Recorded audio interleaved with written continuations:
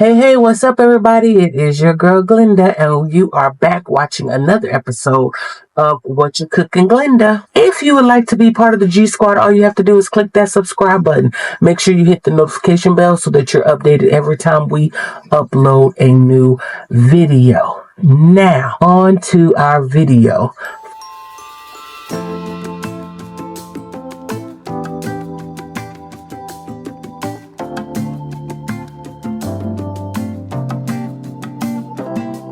So today we are making a dish called Zuppo Toscana. Toscana. And what this dish consists of on a normal basis is bacon, Italian sausage, some kale, potatoes. Essentially, it's like a chunky potato soup. And lots of good seasonings and heavy creams and Parmesan cheeses and things. However, y'all know how I do.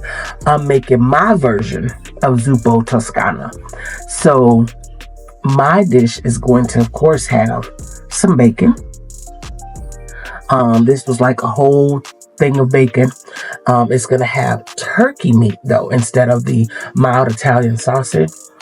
And then instead of kale, I'm throwing in some cabbage because that's what I have right there.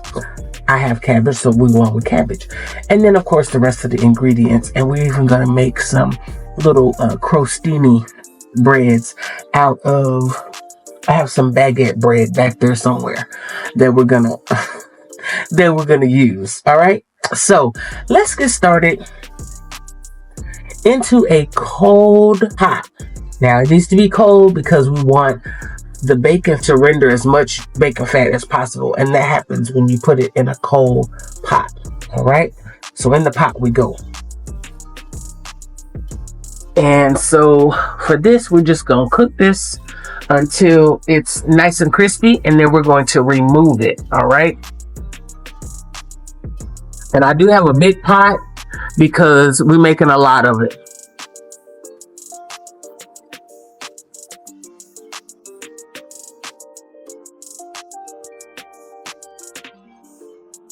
All right, so we're back. This is about as crispy as it's gonna get for me right now without burning up the bacon. I probably could just turn it down and cook it some more, but we're gonna drain on this paper towel line paper plate over here.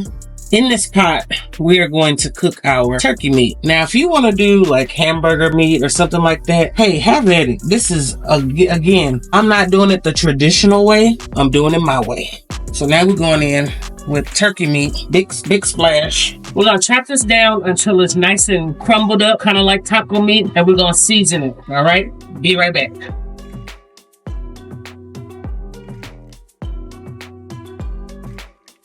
All right, so I got some of the meat chopped up. We're gonna chop it up a little bit more, but I want to season it. Like I said, the original recipe has Italian sausage, so the seasonings that I'm using for are not needed for Italian sausage. So again, this is my way. I'm going in with some garlic powder. I'm going in with some total, some onion powder, and I'm also gonna do some black pepper. This is not all the seasonings, y'all. And we'll finish chopping this up until it's done, and then we're gonna remove it. So we'll be back when this is ready to come out.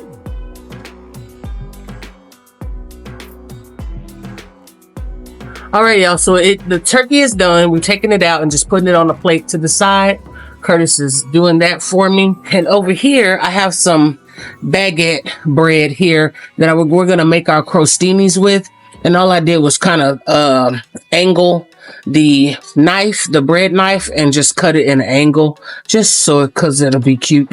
And we've got some garlic herb butter. I got some Kerrygold garlic and herb butter that we're going to use. I have sitting out trying to come to room temperature at least.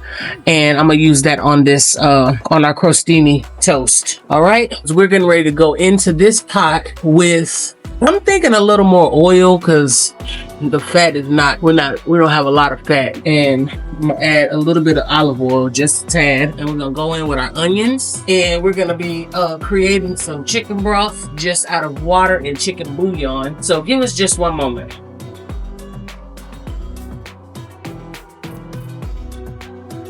All right, we're gonna add us some garlic to this. Heaping tablespoon. Give that a quick little stir. We don't want the garlic to burn, so we're gonna move forward. And y'all, I peeled some potatoes and chopped them up earlier just into cubes. They've been washed. So that's what's going in. We'll give that a stir. My fire is on about a medium-high heat. All right, now I got about, 6 cups of water? 8 cups of water right here that I'm gonna add some chicken bouillon to the actual pot to make our chicken broth. So we're gonna add that so we can cook our potatoes until they're tender. I did that full 8 cups. We're gonna add our chicken broth to give it some flavor, season to taste. I'm also gonna add a little more black pepper, about that much. And then what we want this to do is come to a boil. Make sure it's fork tender. And then we're gonna start adding in everything that we cooked.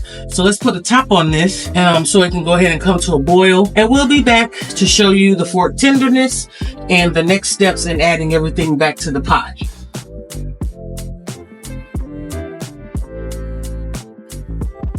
So while we wait, I'm just going to take some of this garlic herb butter and butter our crostini toast so it can be ready to go in the oven to get nice and crusty. And for those of you that are like following along, the next step that I'm gonna do once those potatoes come to be fork tender, we're just gonna add back in your meats, which is your bacon and the turkey meat. We're gonna add that back in, and we're gonna add in some heavy cream, some Parmesan cheese, a shake or two of nutmeg, and then we're gonna add our cabbage, and then we'll let that cook some more so that cabbage can get nice and tender. And then that's the meal, man. Reserve a little bit of bacon to when you plate it up to top it all, put it on top for presentation purposes, and that's it. That's the meal. A one pot wonder. So we'll just finish these up and we'll be back in just a few minutes.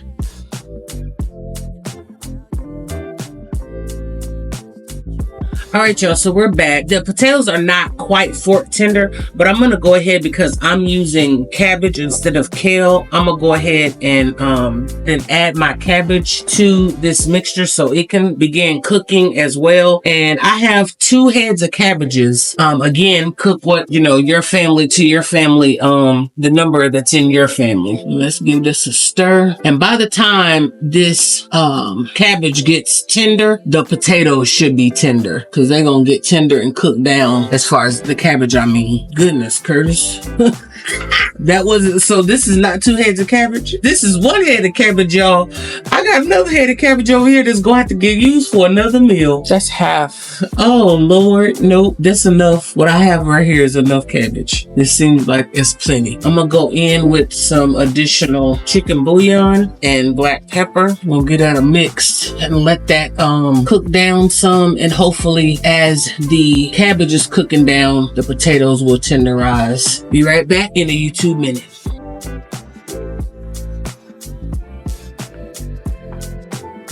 All right, so we're back, y'all. We got some fork tender potatoes, and we've got some pretty tender cabbage. All right, so now we're on to the last steps. We're going back in with our turkey meat, and we're gonna go in with some of our bacon, and I'm gonna save some of this bacon in reserve for our presentation. All right, we're gonna stir that up, let that kind of simmer. Now, this entire time, y'all, just because I'm trying to get everything for video purposes, I've had everything on a high heat and with the top on, to kind of get everything tender. So the next thing, we're gonna let that come to another boil, and then when we come back, we're gonna go in with our Parmesan, some heavy cream, a little roasted garlic and herb seasoning, and a dash of nutmeg. I know, I said it, nutmeg. That's what the recipe calls for, so I'm gonna try to follow it as far as the seasonings go that he used. So we'll be right back. I'm gonna let this simmer for maybe 2 to 3 minutes. Be right back in a YouTube minute.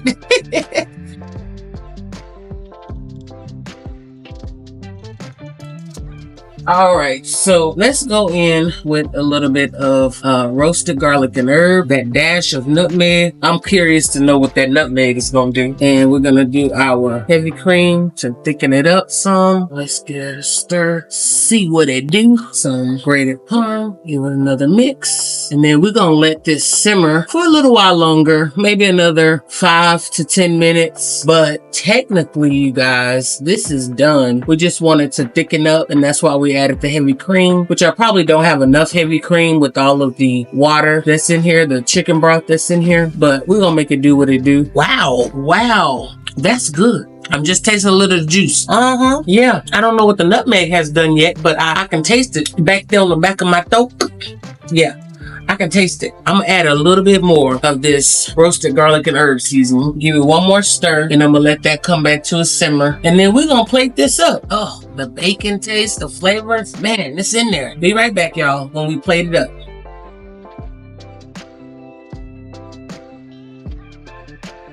Okay, so we're back, y'all.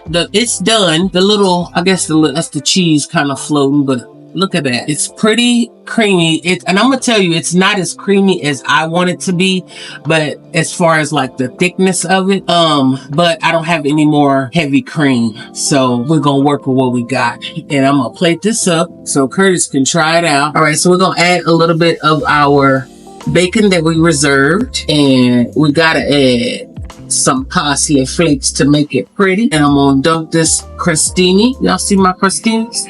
How they came out? Show them how they came out. All right, and there is, and we're gonna get Curtis to taste this for y'all. But there it is. That is Zuppo Toscana, my way. So we'll be right back for a taste test, y'all.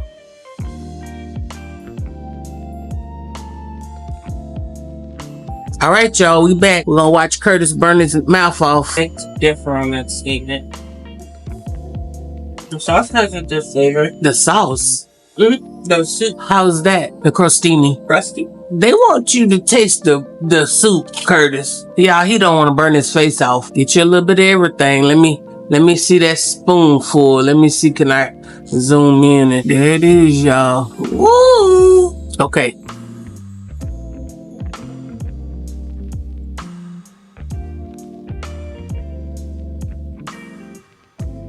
What you thinking? Is the cabbage tender great? I think it tastes really good. You think so? The seasoning is really seasoned really well. Bacon comes through good. Okay. And it's not salty because the bacon's low sodium. Yeah, I did do low sodium bacon. And I didn't do like salt, but the products I use, some of them have salt, so. All right, y'all, listen. If you want to see more videos like this, all you gotta do is click that subscribe button. Make sure you hit the notification bell so that you are updated every time we upload a new video. And we're gonna see y'all next time on another episode of Whatcha Cookin Glenda. Bye, y'all. When I think about the way we used to be, when I think about the things it took from